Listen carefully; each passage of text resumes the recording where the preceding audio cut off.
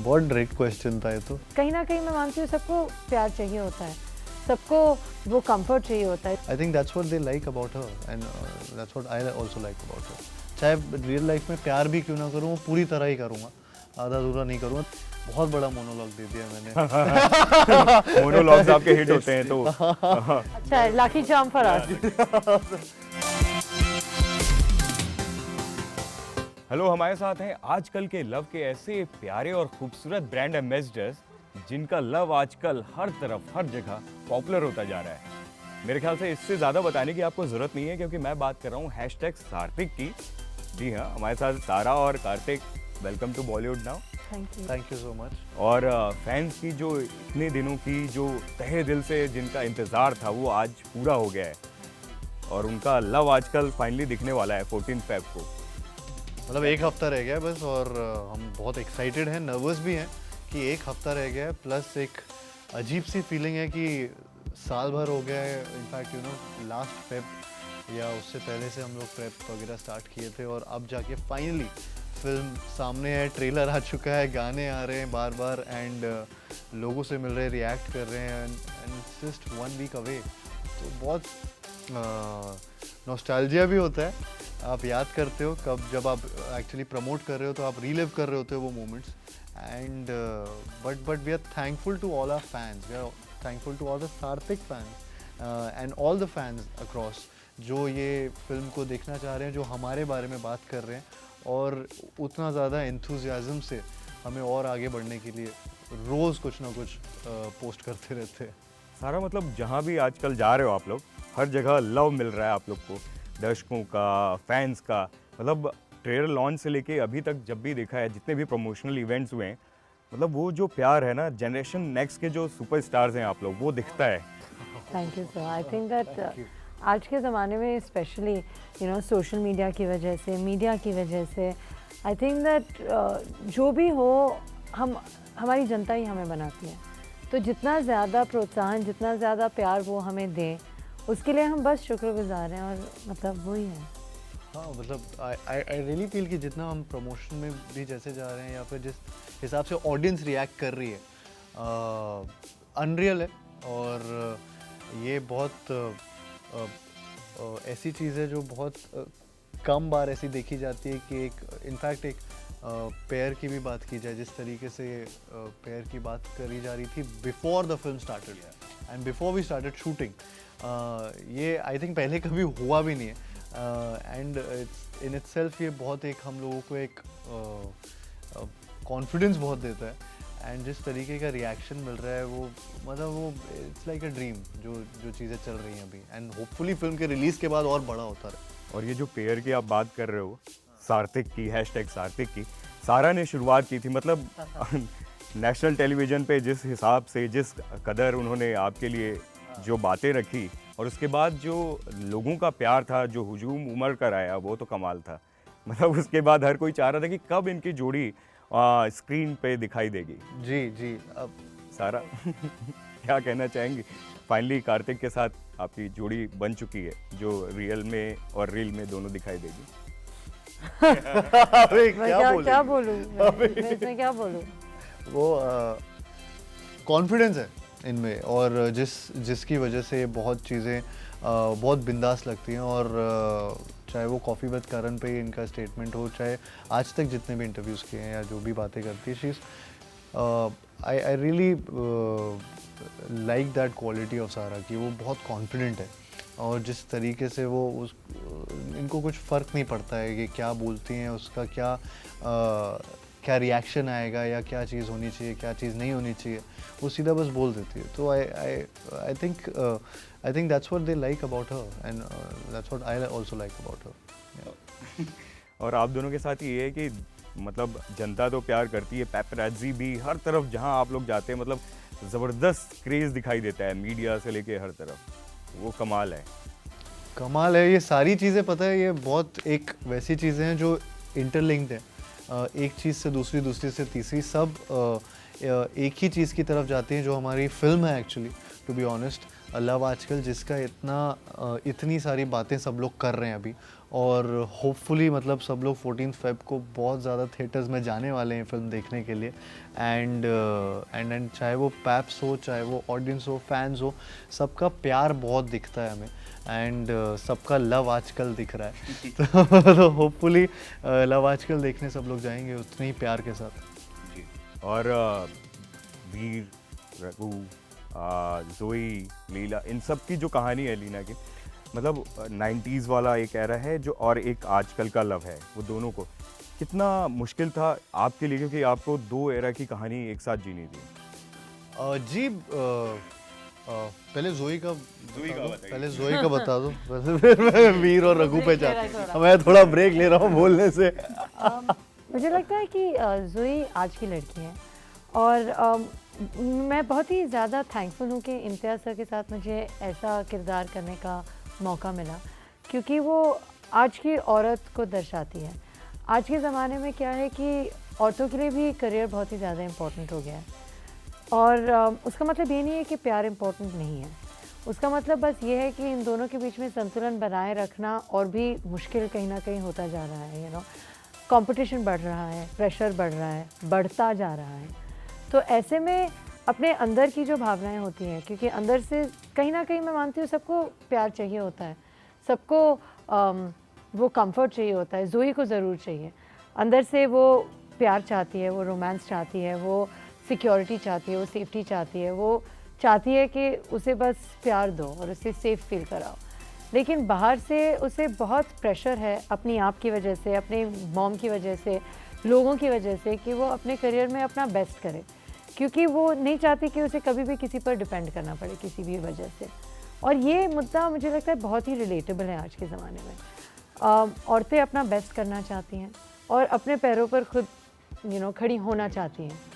और इसका मतलब ये नहीं है कि वो सॉफ्ट नहीं होती। और अक्सर मुझे ये लगता है कि जितना भी आप बाहर से मजबूत हो या आप बाहर से डिटर्मिन्ड हो या स्ट्रॉन्ग हो, उतनी ही आप अंदर कुछ ना कुछ छुपा रहे, is not the right word, लेकिन कुछ प्रोटेक्ट कर रहे होते हो। तो जोई ऐसी ही है, जितना वो front footed, almost aggressive, career oriented hardness से वो दिखाई देती है, उतनी ही अंदर से वो नाजुक भी है और उसकी भावनाएं उससे बहुत कीमती हैं। तो वो इंटरप्ले मुझे बहुत मज़ा आया प्ले करते हुए इम्तियाज़ सर और कार्तिक के साथ। वीर जो कि वीर जोई की कहानी में आज की कहानी है, वीर का कैरेक्टर निभाने में मेरे को बहुत ज़्यादा मज़ा आया। आई थिंक बहुत सी चीज़ें हैं जो वीर की हैं जो एज एन एक्टर मुझे करने के लिए एक चैलेंज था और मुझे बहुत मज़ा आ रहा था वो चीज़ फील करने में, वो चीज़ ऑन स्क्रीन लाने के लिए। Of course Imtiaz Ali sir ने बहुत ज़्यादा मेरी मदद की इस पूरे प्रेप में। हम लोग मेरी बॉडी लैंग्वेज क्लासेस होती थी, बॉडी का सेंटर क्या होना चाहिए उस पर बातें होती थी, कौन सा चक्रा, कौन सा वो सारी चीज़ें। उसके अलावा रिदम क्या होगी कि कैसे डायलॉग बोलेगा, कैसे नहीं बोलेगा। गलत गजहों पे पॉज लेने वाला आदमी है ये वीर जहाँ आप एक्सपेक्ट नहीं करेंगे वहाँ हंस रहा होगा। किसी से फिल्टर नहीं है उसकी बातों में, जो उसके मन में आता है वो बोलता है। वो रोबोटिक है तो उसकी एक चाल, एक अलग सी चाल है जिसमें वो चलता भी है तो ऐसा लगता है कि थोड़ा सा कुछ एक वियर्ड सी स्पेस में लगता है वो, बल्कि वियर्ड ना होते हुए वो बहुत स्मार्ट स्पेस में एक है, जहाँ पे वो बहुत कॉन्फिडेंट है अपने आप को लेकर, अपनी चीज़ों को लेकर, अपनी लाइफ को लेकर।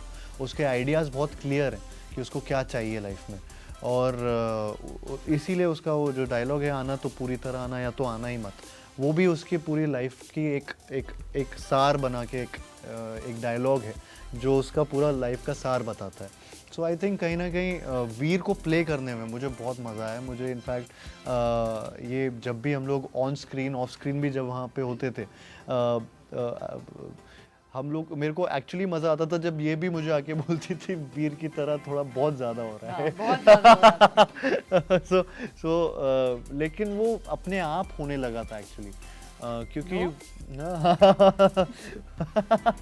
एक्चुअली वो नो भी नो नहीं, वो नो ऐसे वो टोन अलग उसका जाता था थोड़ा, which is weirdly attractive about him, and so I don't know, I just felt it to another level और वो एक कनेक्ट बहुत अलग लेवल का था। मेरे लिए बहुत चैलेंजिंग था एज एन एक्टर। मैं फ़र्स्ट टाइम ऐसा कुछ कर रहा था, फर्स्ट टाइम ऐसा रोल निभा रहा था जो बहुत इंटेंसिटी से भरा है अंदर, और बाहर उतने इमोशंस दिखाता नहीं है वैसे जनरली। अपनी जोई के सामने ज़रूर दिखा देता है, लेकिन जनरली वो इतना अपने इमोशंस बाहर नहीं दिखाता है। और अदरवाइज मतलब उसके अपने कॉम्प्लिकेशंस हैं, जहाँ पे वो उसको पता है कि लोग उसको शायद से स्मार्ट होने की वजह से स्टूपिड सोचते हैं, लेकिन वो स्टूपिड है नहीं।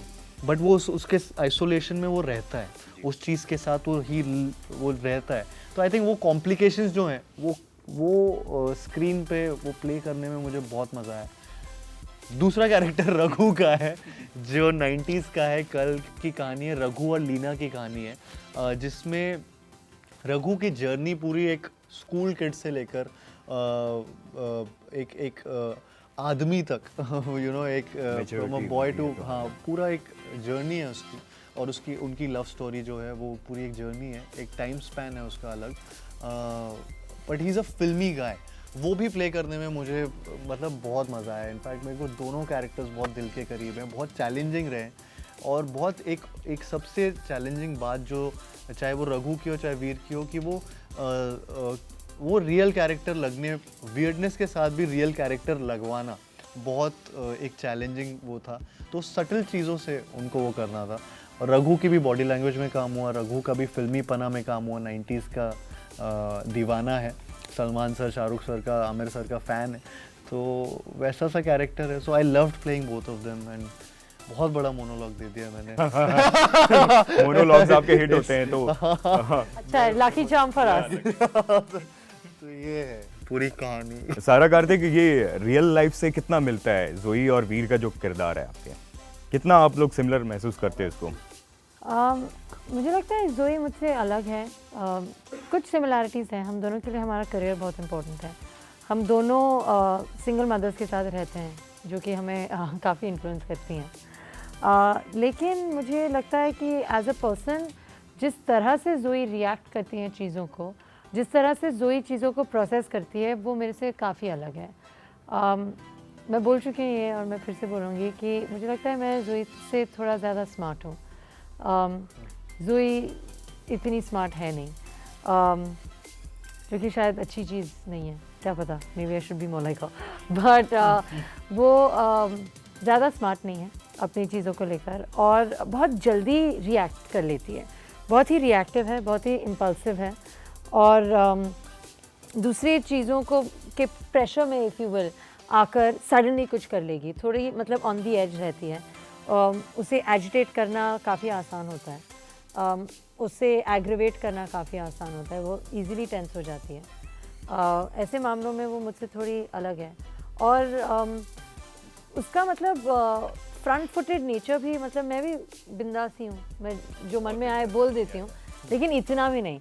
मुझे लगता नहीं है मुझ में दम है किसी आदमी के पास जाके मैं बोलूँ you refuse to sleep with me, what the hell is wrong with you, मतलब ये नहीं शायद बोल पाऊँगी मैं। तो I am a little meeker than she is also. I think that she is maybe stronger than I am. Kartik, क्या कहना चाहेंगे आप?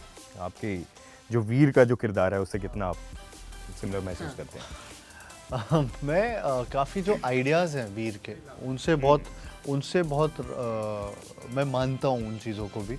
जो उसका एक नेचर है जिसमें वो बोलता है हर चीज़ में कि कॉम्प्रोमाइज़ नहीं करूँगा, कुछ भी करूँगा, लेकिन कोई भी चीज़ में कॉम्प्रोमाइज़ नहीं करूँगा। अगर चाहिए तो पूरी तरह से चाहिए, वरना नहीं। चाहे कोई भी चीज़ हो, चाहे प्यार ही क्यों ना हो, चाहे कुछ भी हो। तो आई थिंक उससे मैं बहुत रिलेट कर पाता हूँ। अगर मैं अपने काम के प्रति कुछ पूरी तरह से लगन लगा के नहीं काम करूँगा तो कुछ उसका फ़ायदा नहीं है। आधा अधूरा नहीं करना है, वो पूरी तरह करना है। चाहे रियल लाइफ में प्यार भी क्यों ना करूँ, वो पूरी तरह ही करूँगा, आधा अधूरा नहीं करूँगा। तो वो एक आइडिया है जो मैं खुद भी उसको फॉलो करता हूँ। अपार्ट फ्रॉम दैट, वीर बहुत एक simple but complicated, I don't know what that means, but उसके साथ ये मीनिंग होता है। वो है वैसा कैरेक्टर। मैं मर्ज हो सकता हूँ यहाँ पे। वीर आपको अलग से दिखेगा, एक क्राउड में भी, एक आइसोलेशन में दिखेगा अकेला कोई आदमी, वो वीर ज़रूर दिखेगा। मैं वैसा नहीं हूँ। मैं शायद क्राउड का हिस्सा बन सकता हूँ, वो वीर नहीं बनेगा कभी।